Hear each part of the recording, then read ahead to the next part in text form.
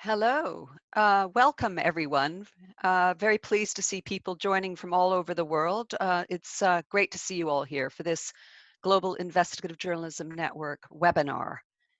And I can see people still joining, so I just want to welcome everyone to this GIJN webinar on on investigating COVID-19. Welcome to this, actually, it's our 9th webinar in this series. And this one is called Tracking Medicine, Masks, and Other Supplies. And it's about supply chains. My name is Anne Koch, and I'm the Program Director at GIJN at the Global Investigative Journalism Network. And I'm very pleased to be your moderator today. Supply chains, as probably most of you know, are networks or chains that allow products or services to get from their origin to the customer. And they've been a long-standing focus for investigative journalists. The COVID-19 pandemic has exposed major weaknesses in both national and international supply chains. Why, for example, to cite only one example, is it so difficult for countries to provide protective gowns, gloves, and masks to healthcare workers? There's so many other questions like that, and we'll have a chance to look at some of them today with two very experienced investigative journalists. And I'll introduce them in a moment, but just a little bit of information first about the Global Investigative Journalism Network. To those of you who aren't familiar with us, we're the largest network of investigative journalism nonprofit organizations in the world. And at the moment, we have 187 member organizations in 78 countries. But we work with journalists everywhere. We work with journalists in the commercial sector, in nonprofits, and of course with freelancers. And if you don't know us, please check out our website. We've got a lot of resources in multiple languages and newsletters and so on. It's gijn.org. So now to our panel, and I'm absolutely delighted to introduce our two speakers, our panelists today, very experienced, as I said, investigative journalists. The first speaker is Martha Mendoza, joining us at the crack of dawn from California. Thank you for that. Martha is a two-time Pulitzer Prize-winning journalist and part of the Associated Press's team that exposed the use of slave labor in the Thai seafood industry, very much related to indirectly to this webinar today on supply chains. It was a supply chain investigation. It resulted in the freeing of 2,000 slaves. Martha's also been working on the COVID-19 story. The second speaker is Katherine Eban, who's an investigative journalist whose articles on pharmaceutical counterfeiting, gun trafficking, and coercive CIA interrogations have won numerous awards. Her most recent book, The Best-Selling Bottle of Lies, reveals endemic fraud and the dire conditions in overseas manufacturing plants, where the majority of the world's low-cost generic medicines are made. They also have written, as I said, in respect to Martha, Katherine's also written on COVID-19, and throughout this webinar, we'll be putting up some of their the links to some of their stories in our chat box, so check it out. We'll also circulate it after the webinar. Okay, so before I talk a bit about logistics, I want to also add that after we hear from Martha and Katherine, we'll have a short announcement. It's quite exciting. There's a new cross-border investigative journalism initiative on public procurement during the pandemic, and a colleague of ours will come up to tell you more about that. So on the logistics, as I said, each speaker, the webinar will be about 75 minutes long. And our two speakers will start by talking for about 10-12 minutes. And we really want your questions. You can start sending them now, in fact, and if you write them in the Q&A box, that would be great. My colleague Eunice Au is going to join us during the question period to basically bring the questions that you send to the whole audience, and then we'll get some answers from Martha and Katherine. So I think that's it. And without further ado, I'd like to start with Martha Mendoza from AP. Martha, you're going to have to put your microphone on. We can't hear you. Great, thanks.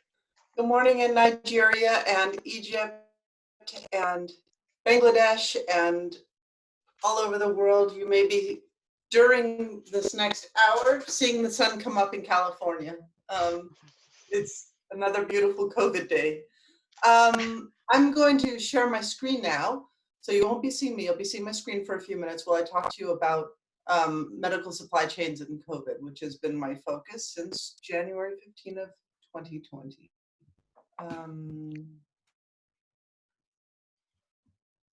There you go.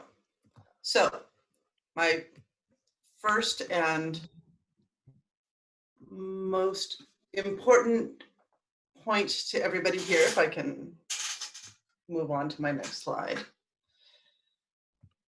see, is that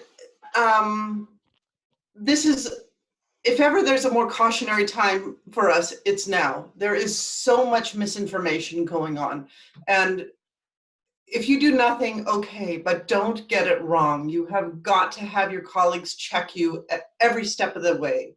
You have got to have people backread you. We cannot commit misinformation right now. There is so much misinformation out there. And on the flip side, there was never a more critical time in all of our lives as journalists to be presenting accurate information. On every continent, there is COVID misinformation campaigns and propaganda, and it is up to us, the journalists, the truly trained and committed journalists in the room, to go after that accuracy.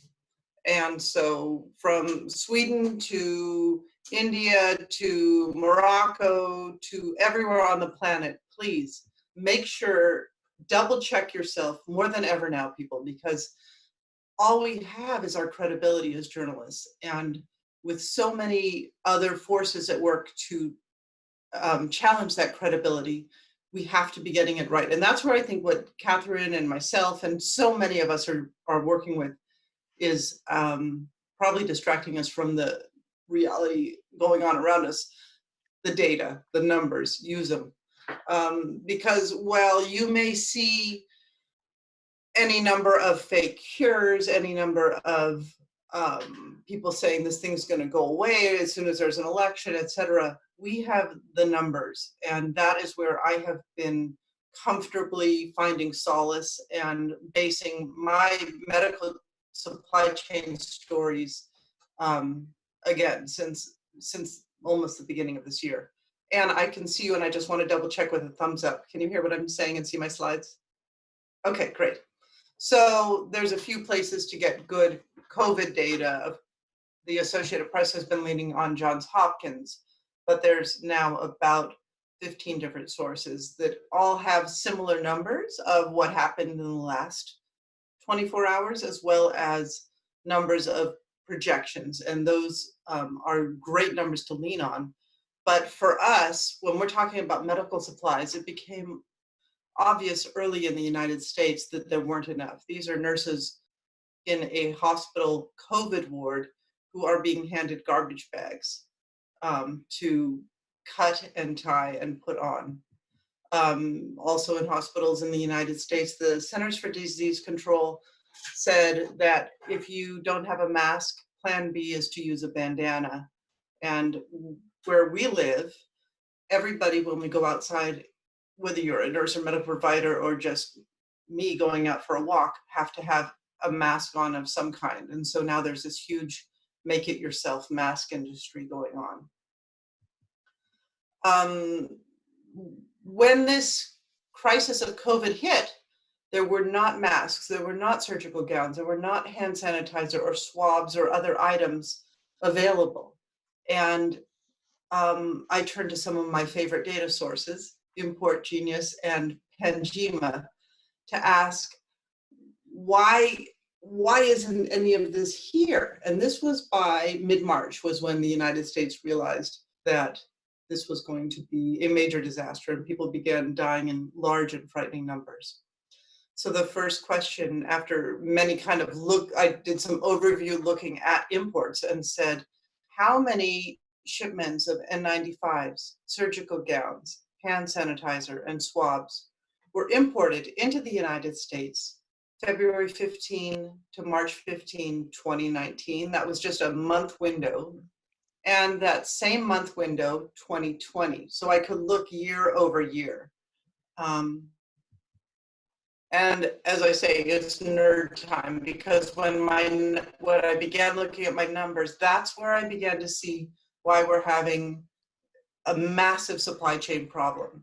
In 2015 in 2019, for example, in the mid-February to mid-March, 52 shipping containers of N95s arrived in the United States. During that same window, that same month, in 2020, 23 containers. And when I drilled down, I found that there had not been one shipping container of N95 masks coming to the United States for 6 weeks. So in that way, I was able to look back and say, yes, there's a shortage. And it's not just because there's massive demand in the United States, it's because this flu hit Wuhan. Wuhan is where they make these masks. Everybody was out on holiday for Chinese New Year.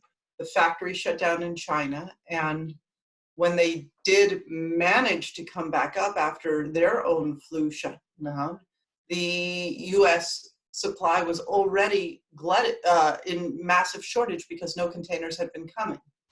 Same thing with surgical gowns, but less so. But you can see I put on this slide, there's interesting data in 2019, most were coming from China.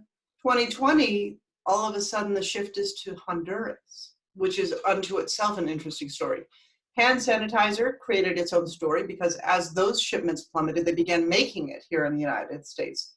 And if anybody on this call is from the US or perhaps in your own country, hand sanitizer is now in abundance. It's being made by alcohol makers, vodka, gin, those type of makers, and it smells horrible.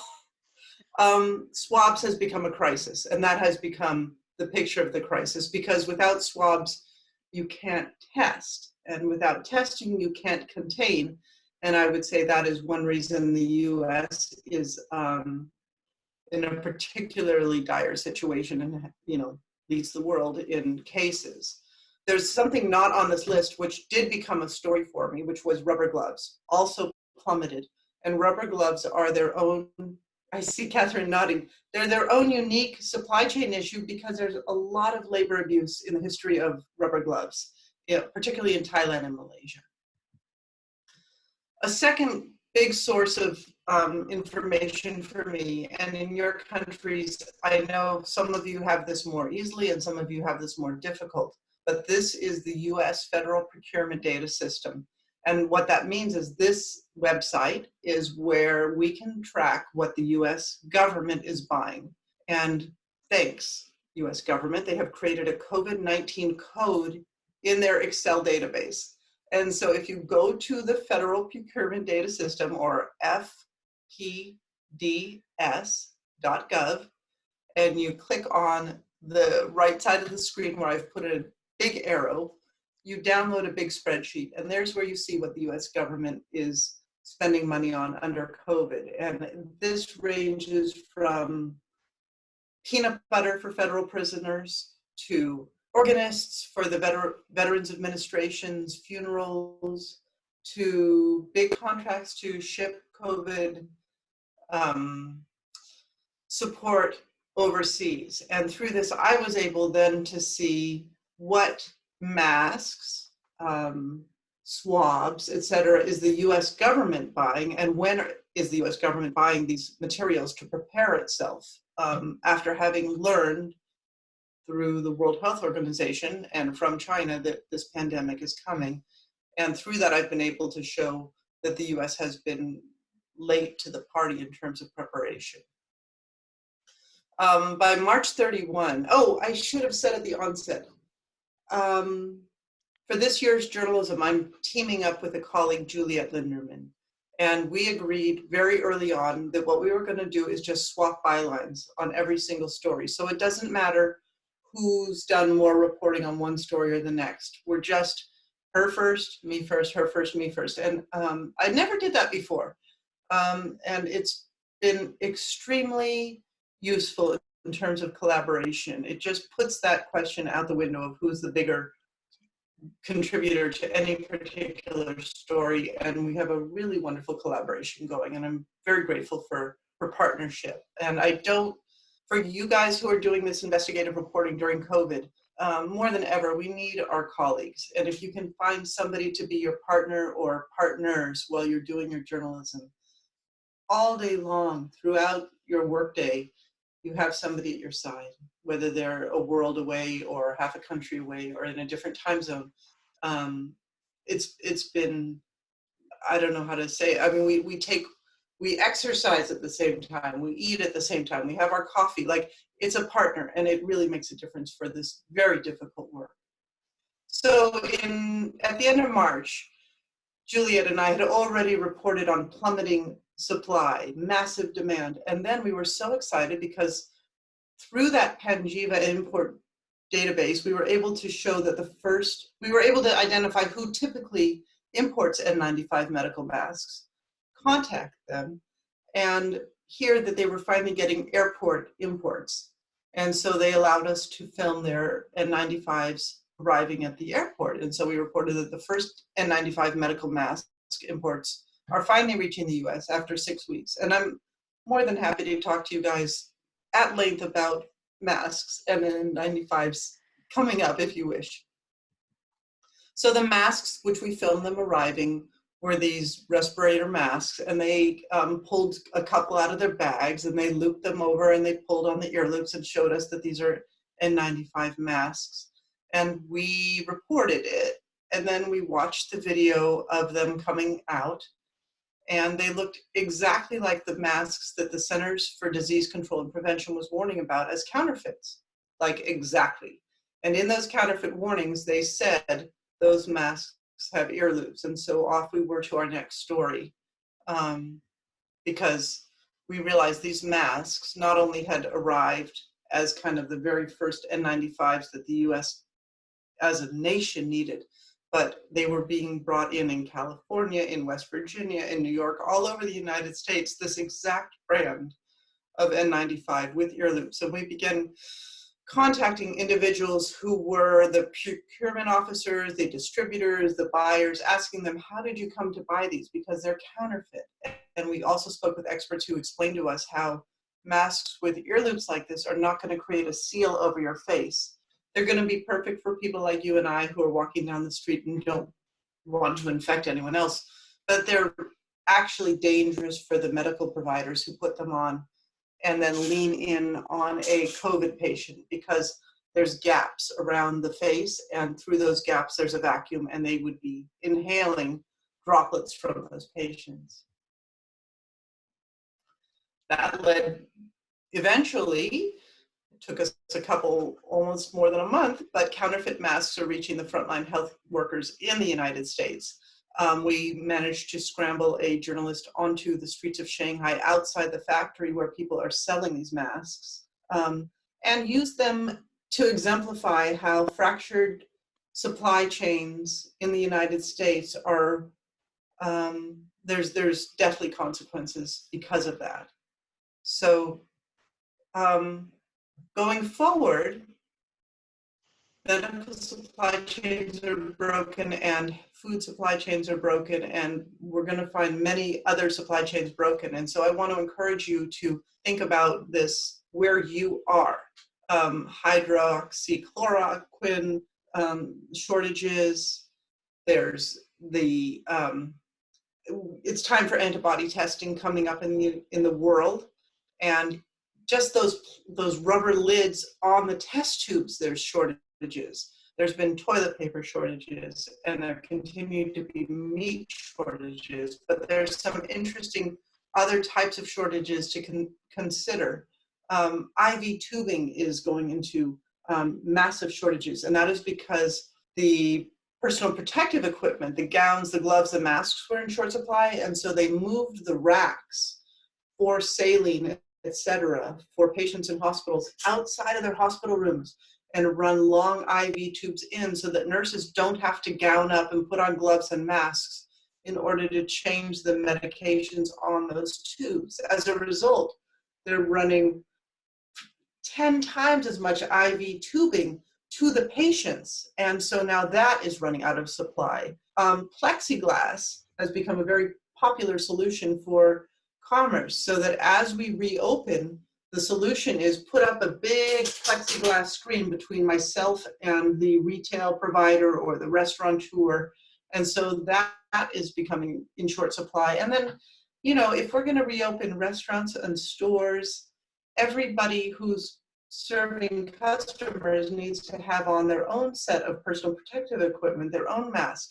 And again, that's going to prompt massive shortages. The factories that make this stuff are not close to ramping up. And here in the United States, some of them are still refusing to ramp up because if they do, it's very expensive. And once they are open and ramped up, then there will be a end to this COVID-19, and they will potentially go bankrupt, having gotten their production lines up and their staff up to make a certain amount of masks or other items that are no longer in need. And so there's a lot to look forward to in terms of journalists. I'm not saying hopefully look forward to, I mean, there's a lot of, we have a lot of work to do. And so I will stop with that. I'm going to stop my share screen. And I look forward to your questions, and hello, everybody. Thank you, Martha. That's really interesting. There is a lot of work to do. Can I just ask you one quick question before we move to Katherine, which is, how did you first figure out the masks that you were talking about, the N95 masks were counterfeit? How did that come about? And don't forget to put your sound, oh, your sound is on. Good, thanks. Yeah, it was the ear loops, and so I was watching video. We had some high quality video of them arriving at the warehouses and of the warehouse workers pulling them out, and they're pulling on the ear loops. And I had been looking at the Centers for Disease Control page and reading their counterfeit warnings, and many countries have counterfeit warnings going on their centralized government websites now because counterfeits are exploding. So I just looked and looked, and then I looked back at our own video, and I went back to the counterfeit page, and I said to my husband, mumbled something about ear loops. and yeah, it was just looking at it. Okay, thanks. Very interesting. Super. Katherine Eban, Yeah. over to you, please. Okay, Thanks. sure. Let's see. Let me just set this up here. Okay. Okay, thank you so much for having me, and thanks for everybody who is on this call with us. So just to sort of set the stage for my reporting experience in the midst of this, I had spent the previous decade reporting a book called Bottle of Lies, which was a deep, deep dive into the manufacturing plants in India and China that make the majority of generic drugs for the United States. And the book uncovered endemic fraud in those manufacturing plants where quality data was being faked. And reporting the book over such a long period of time was pretty much agony. But actually, I didn't realize quite what a luxury it was because, you know, working on an exclusive story, well, I mean, it wasn't necessarily exclusive, other reporters were on it, but kind of getting into a story where you're not facing competition every single day has a certain luxury to it. And as COVID-19 was sort of sweeping the world and my, you know, promotional book tour was all canceled, and I realized, well, this story, I've got to jump in here. But, you know, jumping into this story is like reporting in the middle of a hurricane. Every journalist in the world is on it. You know, there's only one story. You know, in the US, as in other countries, there are sort of a finite group of sources at the very top of the food chain within the federal government, for example, who kind of are in the White House task force. You know, everybody's sort of on one level competing for a similar group of sources. So then the question really becomes, how do you break out individual stories in the middle of this hurricane? How do you find exclusive information? Because in this environment, if you find even a crumb of exclusive information, within roughly 24 hours, it appears to be gone. So how do you do that when the news cycles are just moving at warp speed? And we're moving through this sort of series of stories, from the testing to now we're into medical countermeasures. The vaccine story is heating up. So you have to both be kind of reporting, for investigative reporters. I think a lot of us were going back to January, February. What did our governments know when, and what did they do about it, to what's happening right now, and then trying to look ahead to what's happening, what are the stories of the future, and how do you sort of break into those. So in contrast a bit to Martha and her amazing recommendations of super websites to look at, I'm going to talk a little bit more about some of the low-tech reporting tools that have, to be candid, helped me the most in the middle of this sort of frenzied bout of reporting. So this is a picture of a Rolodex that I had from about 20 years ago, which my husband refers to as the equivalent of a horse and buggy. So, I've heard people say, certainly the public health officials have said, a pandemic is a really bad time to exchange business cards.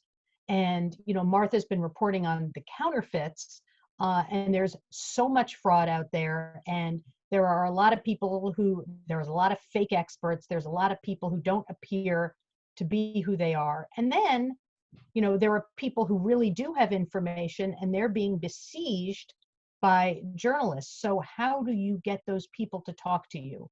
How do you break through to that?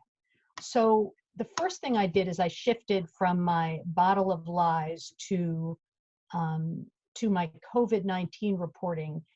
Is I looked for what I consider to be maitre d's.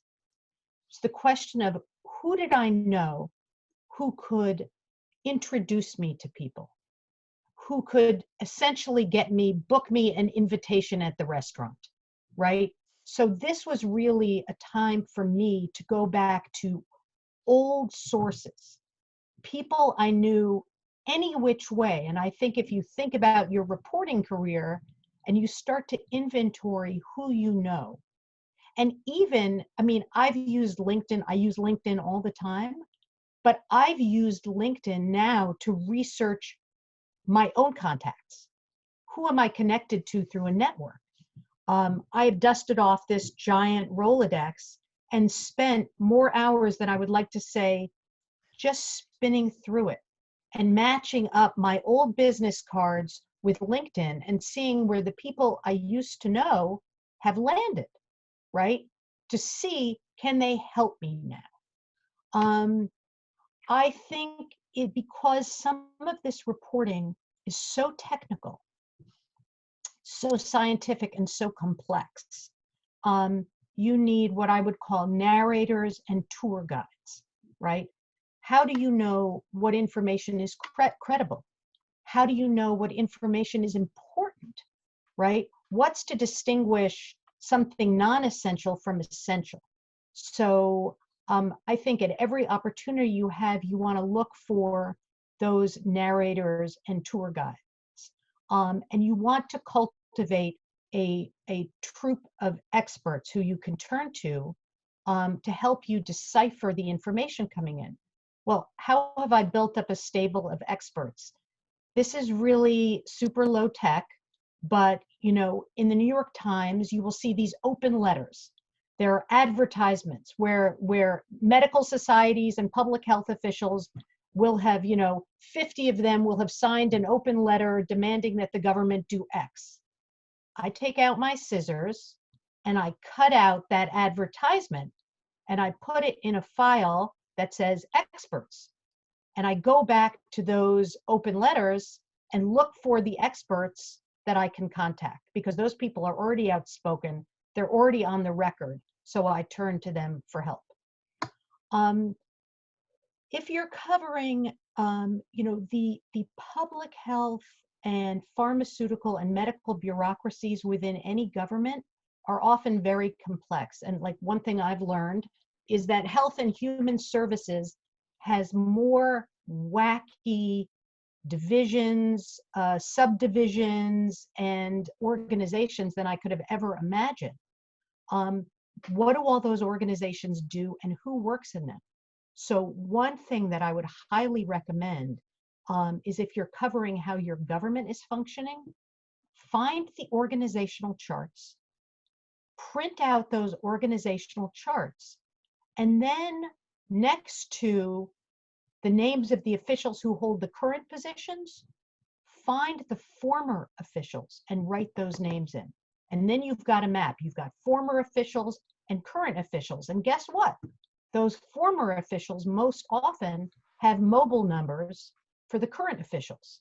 And mobile numbers right now are like gold, right? Because everybody's working from home. And if you contact somebody through a government email address, they're not going to answer because everybody's scared. So you need mobile numbers. You can take those mobile numbers and put them into WhatsApp and Signal and see if they're on there and contact them that way, because then you're going to give them an assurance of some confidentiality. Another thing that I really recommend is you need to learn the rules and regulations of any process that you're covering, because you need to know how something is supposed to work. And this is the most, I would say, important thing that I would say, which is, to me, this is really a story of politics versus science, right? And science has a set of very established ways of doing things. There are clinical trials, which, by the way, are all listed on clinicaltrials.gov. And there are established ways of obtaining data that are trusted. And then there are political processes where politicians are asking scientists and medical officials to bend the rules. So in this, if you're trying to map the sort of politics versus science, you need to know what are the established regulations, what's the established science, so that you can figure out whether what is happening is abnormal. Are the rules being bent? Are people being forced to bend the rules? So those are some of the questions and some of the techniques that I have used, and they really don't involve much of any fancy websites. A lot of thinking, a lot of reading, and a lot of time and mapping of the status quo and how what we're seeing now departs. So let me now talk to you about how I use those tools to create a series of stories. So initially, I had started out, I was on a month-long contract with Reuters, and then I have now jumped to Vanity Fair, where I'm currently a contributor. But my sources within the FDA, early on, the Food and Drug Administration, yeah. Yes, sorry, the Food and Drug Administration, which regulates, it's our drug regulator. They were flagging to me that there was something very strange happening. It was a donation by Bayer of 3 million hydroxychloroquine pills, but the FDA wanted to accept those drugs even though they came from a plant in Pakistan that had never been inspected by the FDA. So because of my study of the rules and regulations, I knew that that was quite exceptional, right? So that was an unusual departure. Remarkably, I went through my LinkedIn network. I did research in my own LinkedIn box and found someone in Pakistan who had liked my book and reached out to that person, who turned out to be, and I did not know this, the regulator who had inspected that Bayer plant in Pakistan, who then in short order was able to give me inspection records from the plant in Pakistan, which showed there had been a whistleblower complaint. The plant had been making substandard doses of hydroxychloroquine. So on the one hand, it was like a total coincidence, but it came from my approach to the reporting. So I was able to produce this story about this sort of exceptional Bayer donation and the bending of the rules. And then I moved to Vanity Fair, and this led me to sort of the heart of what was going on inside of the Trump administration, a master campaign to flood New York and New Jersey with hydroxychloroquine doses.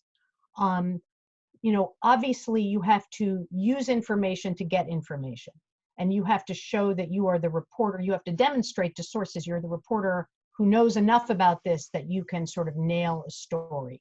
But partly through studying organizational charts, you have to know who is sitting over, what bureaucrats are sitting over the processes that you want to describe. That story in turn led to the next story, which is a whistleblower from a division within Health and Human Services who claimed that he was being forced to permit wide access to hydroxychloroquine when he thought it was dangerous. So let's take a look at some ways of converting skeptical sources. And Anne, how am I doing on time? Okay. You're doing great. Okay. Keep going. You're absolutely great. Thanks. Okay. So how do you approach sources in this environment and demonstrate that you're able to report on this? I've sort of honed a new technique in the middle of this crazy pandemic. If you aim for somebody who you want to talk to you, and you can obtain their mobile number, which are sort of like the two ways that you can get to potentially a first date with that person. One thing to do is pretend you have a relationship with them until you actually do. So what do I mean by that? I have taken to sending emails every couple of days to sources I'm trying to cultivate, even if they never respond, to say, hey, I'm reporting on this. And what I've taken to doing is offering them information.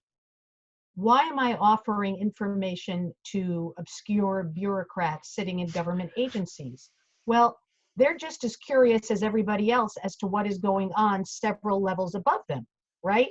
So if you become a source of information and you're not just asking for information, eventually on your 10th email, you'll get an email back, maybe. And that is in fact what happened to me, is that I kept sending emails to somebody until they emailed me back and got into a dialogue with them. So what I like to advise is that so long as they're not threatening to call the police if you contact them again, there is the potential for a relationship there.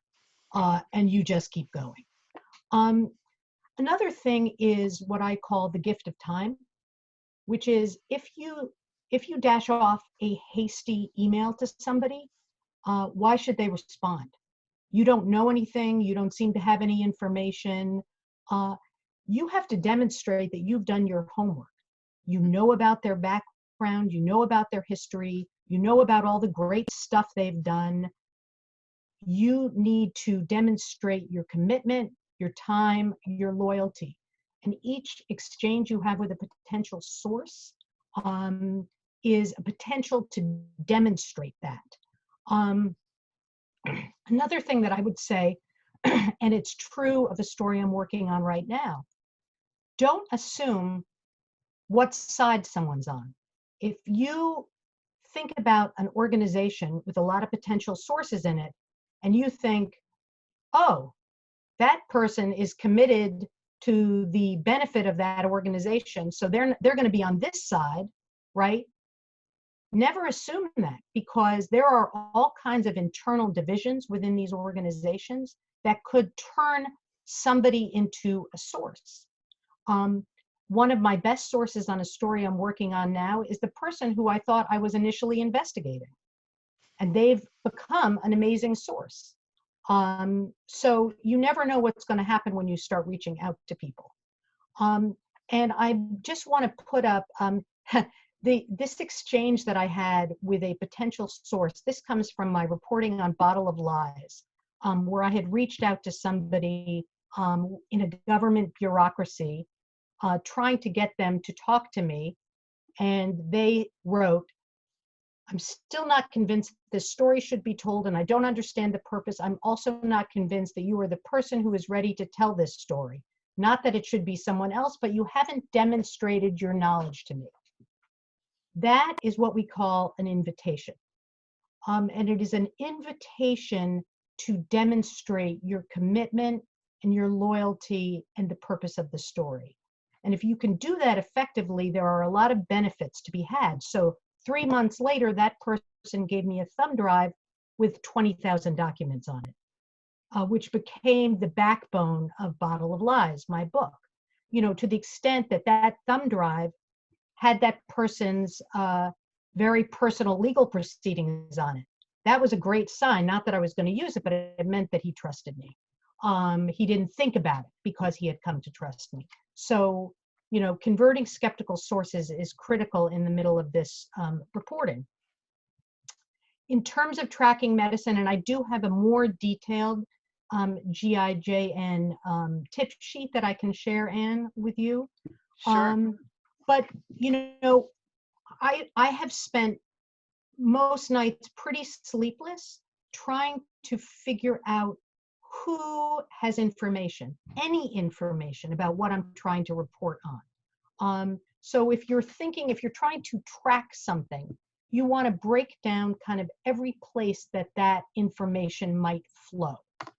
So if I'm tracking medicine, I think about doctors, medical societies, patient advocacy groups, plaintiff lawyers, legal records. What are the databases where medicine is listed and tracked? So then you're going to think about government websites. For the FDA, our regulator, they have an orange book, which lists all of the drug approvals, or clinicaltrials.gov, which is a database of all the clinical trials that are ongoing for COVID.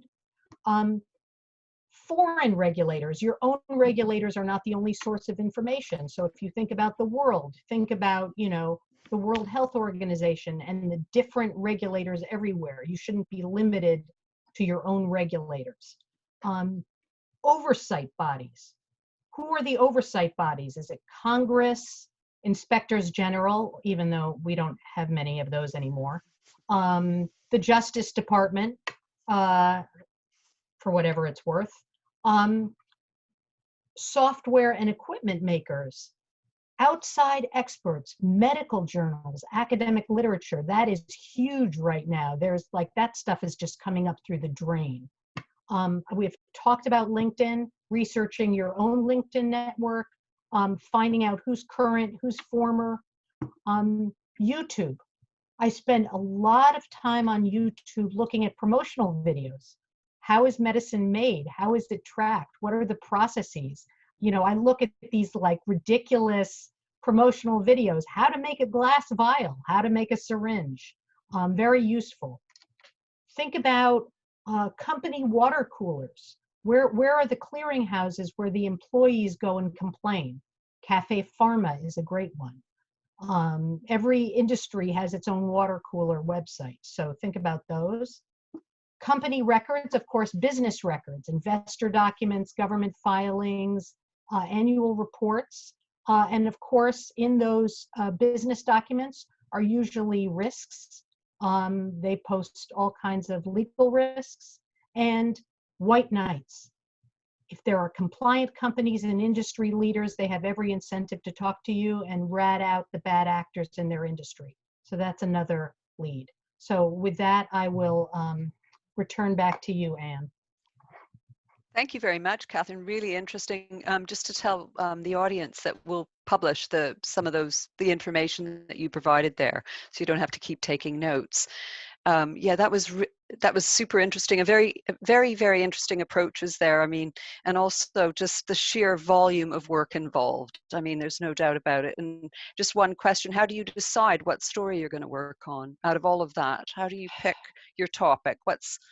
Is it happenstance to some extent, and what you find, or? A little bit. I mean, I sort of think of it as that spidey sense when you get that tingling feeling at the back of your neck that there's something that's not right. And of course, you know, it's very it's kind of scary because of course the risk, the professional risk is you're going to go down a dry well, right? You don't know if there's anything there. But if something looks strange and it smells strange and you have those expert sources to say it is strange, then you can keep going. And that's where I think those expert sources who know how things are supposed to run are critical. You know, I mean, I'm reporting right now on a clinical trial, and I had cultivated enough experts to be able to share a clinical trial I was looking at and ask them, does this seem strange to you? And with that input, I got the kind of courage and impulse to dig further, and it's going to be my next story. But I would say you have to know whether what you're looking at is a deviation from the norm. Thank you. Martha, did you want to add something there, or?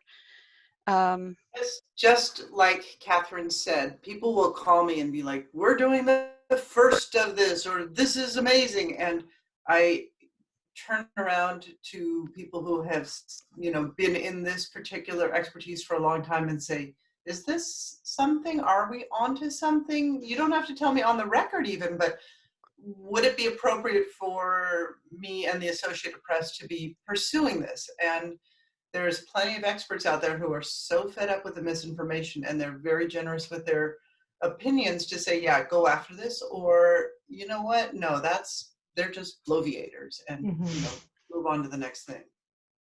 Great. Okay, thanks for that.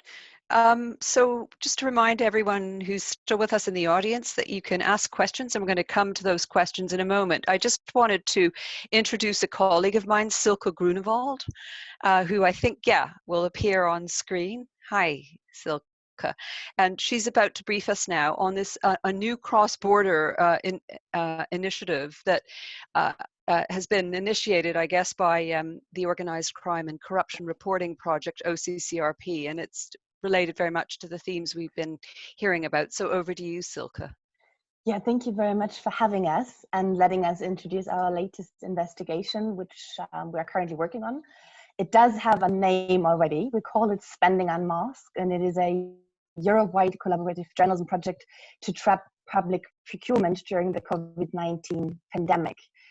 Our goal is eventually to set up a public resource, at best a database that tracks public spending during COVID-19 and after.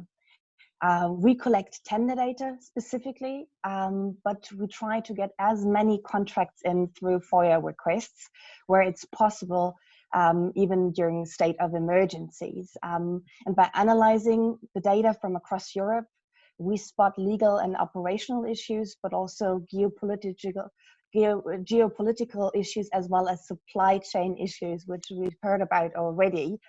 We see such things as hoarding, price gouging, bid rigging, fast buying, which opens up the space for fraud and counterfeit products, so on and so forth. Working on this are around about 60 reporters now from Europe and parts of Asia. As you said rightly, and the umbrella organization is OCCRP, and we have a strong backbone team of 6 colleagues plus me, who are Ada and Aubrey, Eric and Friedrich, Sandrine and Eli from OCCRP, who help with the data collection, with the data cleaning, with the data analysis, in the hope that we are able to publish anytime soon, covering, as said, Europe and parts of Asia. If any one of you out there listening to the webinar is interested to learn more, please do feel free to get in touch with me anytime. Thank you very much for your time and your attention. Thank you. Thank you. And we'll put out some information if anyone wants to pitch stuff to you or join you or get information. They'll be able to do that by looking at somewhere on our website. I'm not sure. Well, and even we may be able to put some of it up now on in the chat box area. So now I'm going to turn to the questions that we have today for Katherine and Martha, I imagine mainly, maybe for Silke as well. And my colleague Eunice Au, who you see now on screen, has just joined us, and she's got a stack of questions to share, I think. Eunice.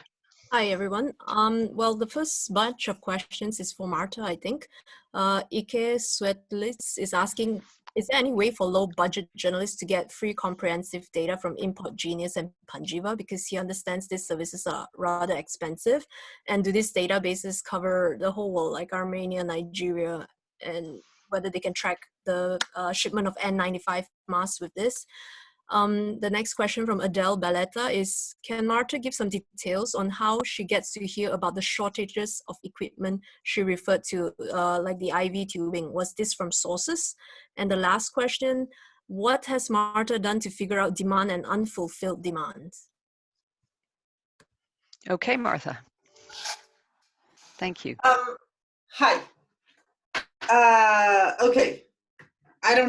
The Associated Press does not have money. We joke that you can't spell cheap without AP. I don't have paid subscriptions to Panjiva or Import Genius.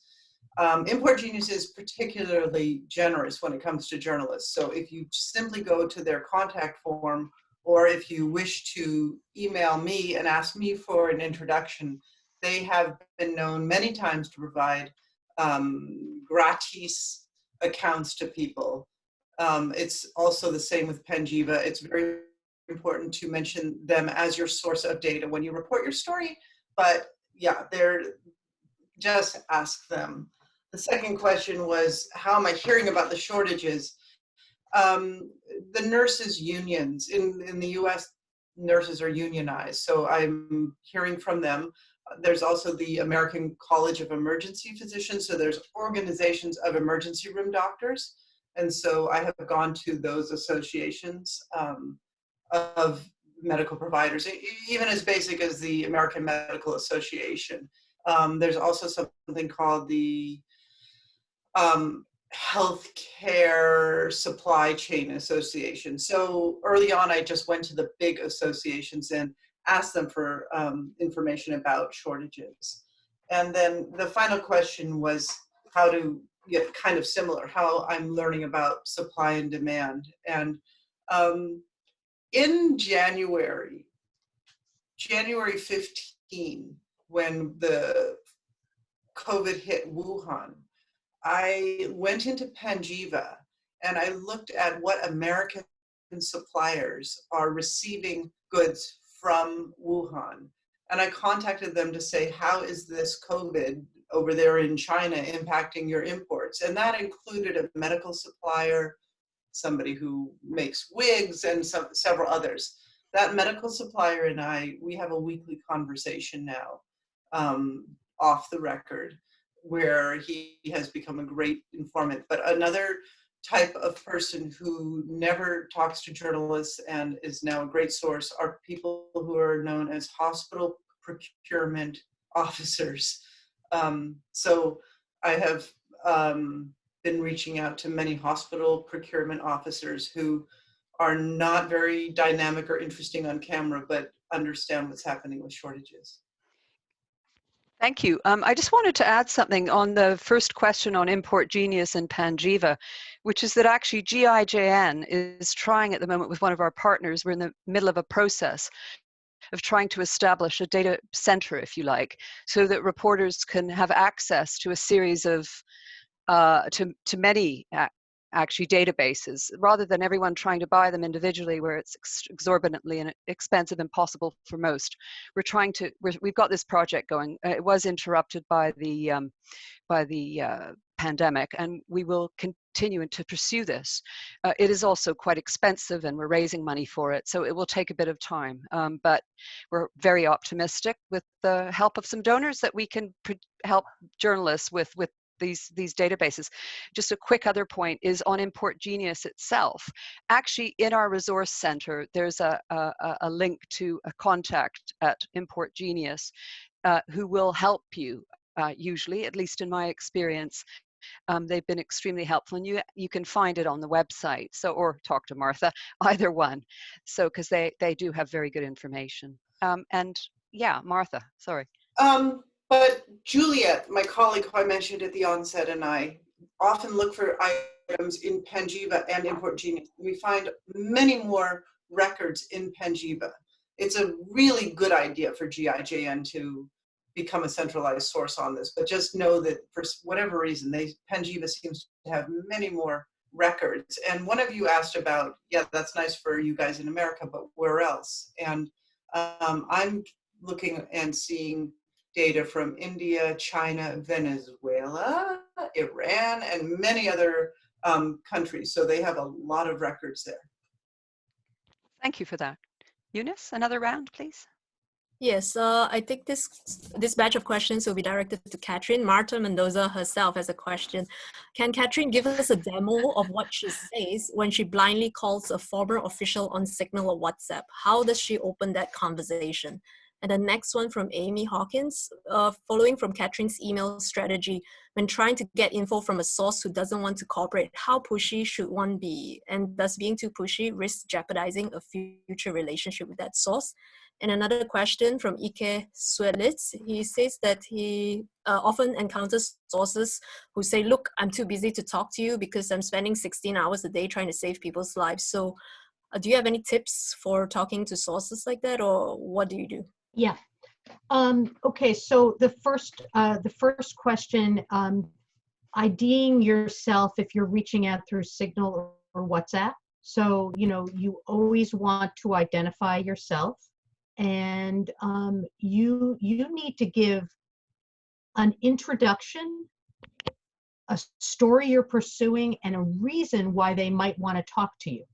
So, as an old mentor of mine said, identify the obstacles in order to remove them, but also identify the positives. Why should they talk to you?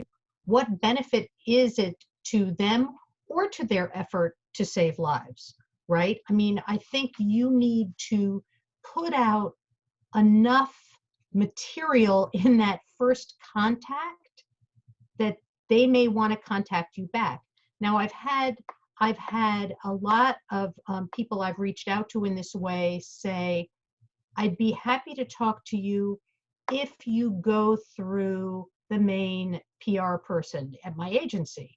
Of course, you hear that initially, your heart sinks, but you're like, wait, okay, this is okay, because I'll reach out through PR, they'll say no, and it'll still give me an opportunity to go back to this person, right? You always want an opportunity to follow up. You have to always leave it open, right? But now you have an opportunity to go back and say, I did exactly what you asked. I contacted them.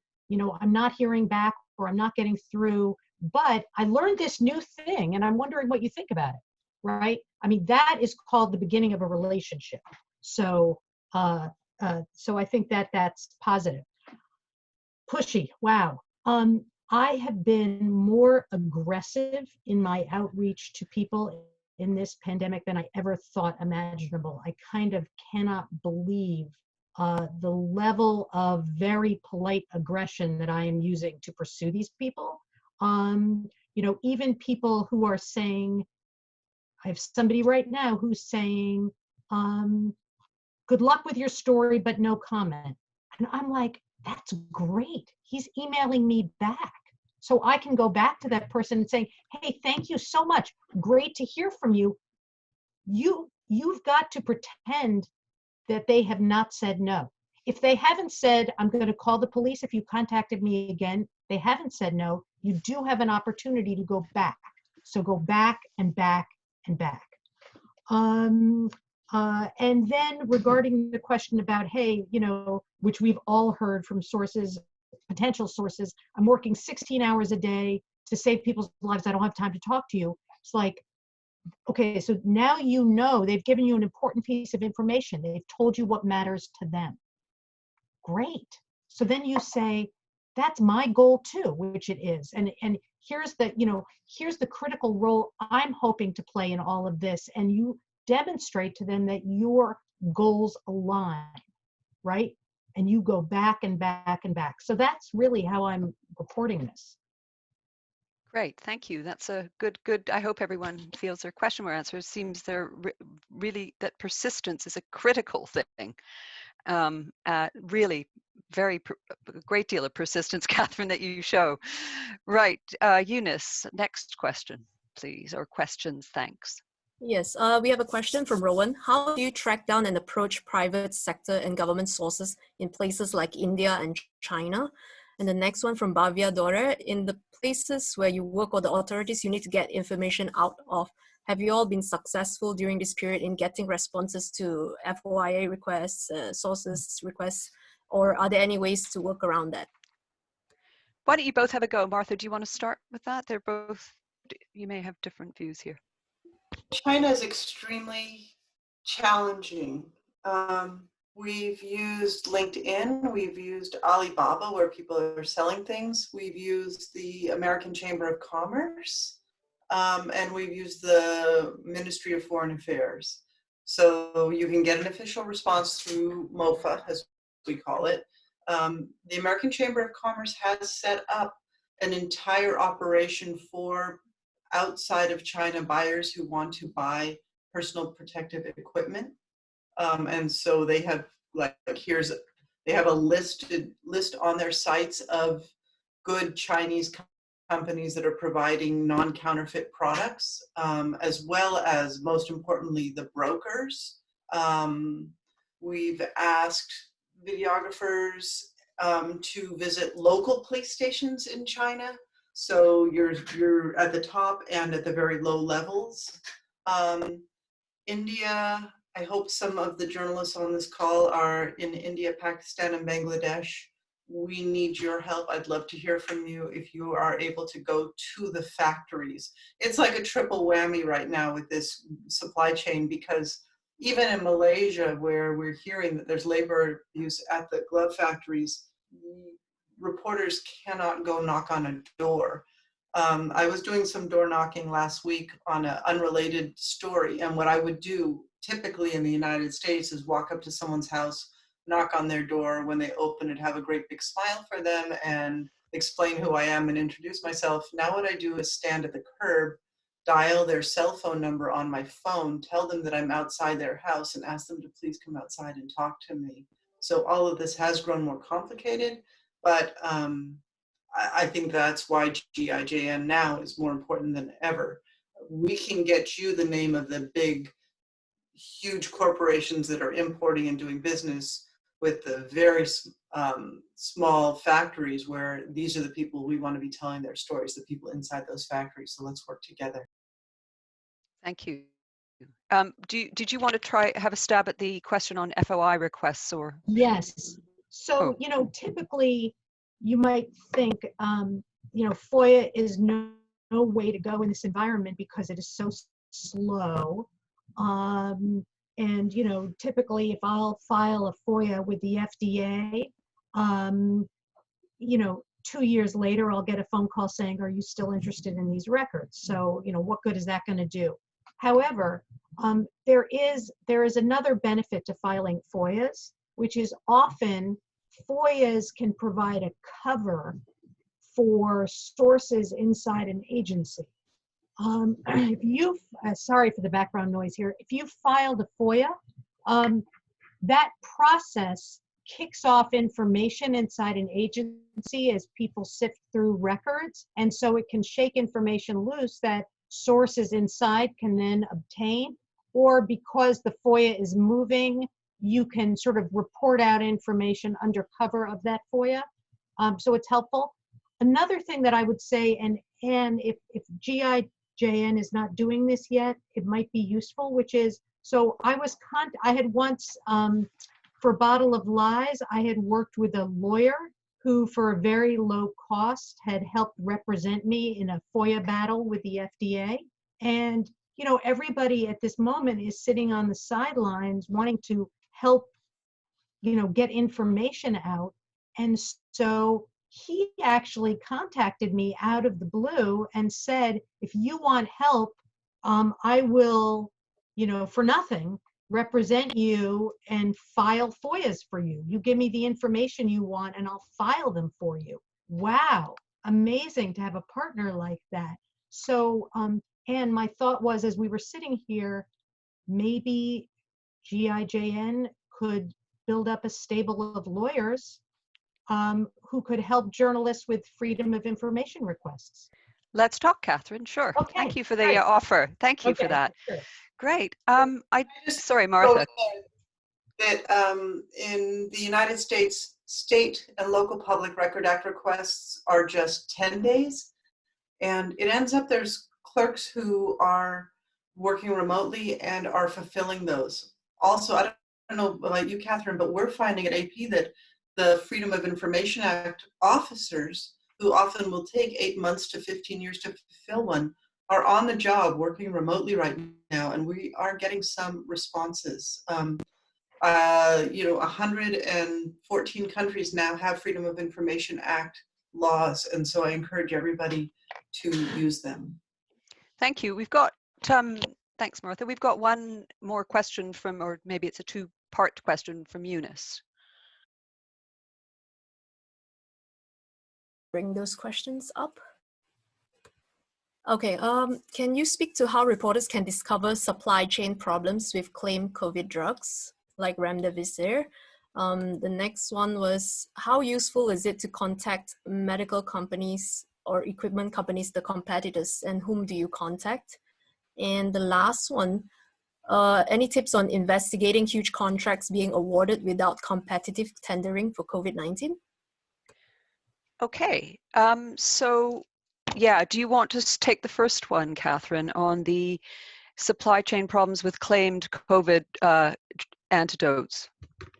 Well, sure. Actually, It's a big what one. I did, what yeah, I know. That is a really tough one, actually, because the pharmaceutical supply chain is really opaque, and for example, in the U.S., the FDA does not even know where its drugs come from. And the reason for that is because the supply chain is really broken up into, first of all, you have drug components. So you have, starting chemicals, active ingredients, and actual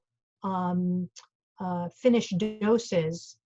And then those go to middlemen, those go to brokers, wholesalers, right?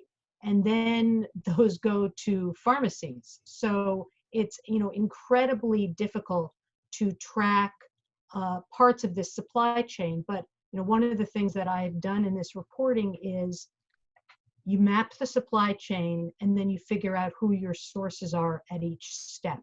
And you have to figure out who's downstream and who's upstream. So, the drugstores or the strategic national stockpile is downstream and the manufacturers are upstream. Now, I think that in this case, you actually may be able to get some significant help from manufacturers who are trying to track their own supplies as they move through this supply chain. And some of these items are tagged. There's RFID and smart tags on some of these products. And so that gives the manufacturers a little bit more purview into the movement of these drugs. Good, thank you. Does anyone, Martha, do you want to try the question about the supply chain, sorry, the contracts being awarded without tender? I should say it's also a huge subject.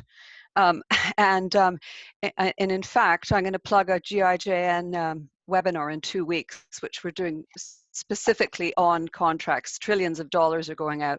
Not all of them are tendered, etc. There's a lot of issues, potential corruption, etc. But since someone asked today, Martha, did you want to have a go at thinking about this in short answer, if you wouldn't mind? Thanks. Yeah, the federal procurement data system that I showed you with that big Yeah. arrow has a column of whether this was a bid or no bid contract. So that's a very simple way to simply get that information.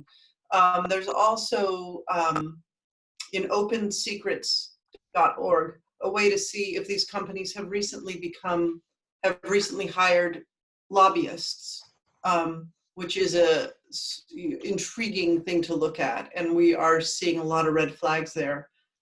Finally, I was reading the quarterly reports, if they're openly traded on the stock exchange, of a company that got a huge federal contract, $83 million. And their largest revenues in any given year had been in the hundreds of thousands. And so that has me wondering and trying to figure out what the connections are that would lead a company which has a few $100,000 in annual revenues to get an $83 million government contract. So yes, look for those red flags. Thank you very much. I just have one final one for both of you.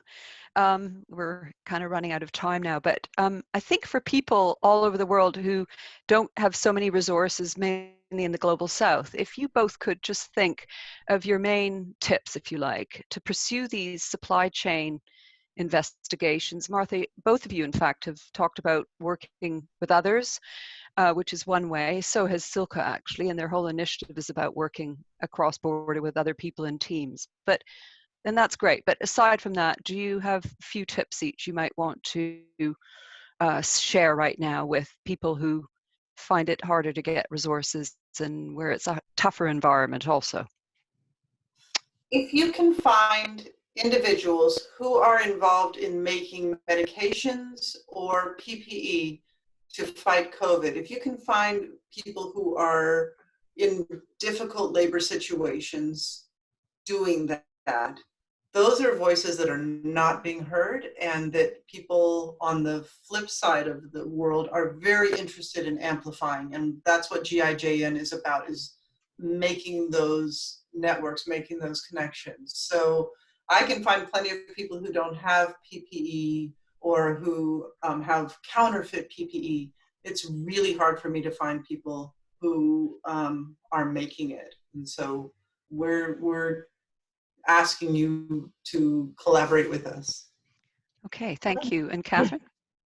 Yeah, I would say, first of all, I have found a lot of success on these, what I call the company water cooler sites, like Cafe Pharma, which is where, you know, the employees sort of gather to complain about their companies, and they often post anonymously. But one thing that you can do is post who you are and what you're looking for. Invite people to contact you from those companies. And that is one way to get inside of these factories, which is, you know, seemingly very, very hard to do. Good tip. Thank you very much. And thanks, Martha, for that too. And I think I'm afraid we've run out of time. But this has been really, really interesting. And I just wanted to thank my colleagues at GIJN for all the help, all their help on this webinar. To the audience also, thank you very much for joining us. And also to, of course, to our two main speakers, Martha Mendoza and Katherine Eban. It was really great stuff. Thanks for all your advice and your strategies. And thank you also, Silke, for coming on. And it's great to see people working together on this story. So that's, it's been great. Thank you all very much. Before I sign off, I just wanted to remind everyone there's another webinar on COVID, GIJN webinar next week. And we're going to be joined by Paul Myers, the open source master. I think many people may know who he is. We also, as I said earlier, have another one coming up after that on how to investigate government contracts, followed by a webinar on data visualization with Alberto Cairo and two other very good speakers. So please return next week and join us. And again, thank you everyone who's been involved, and thank you in particular to Martha and Katherine. And goodbye from us for now. Goodbye. Thank you. Thank you. Thank you very much. Bye-bye.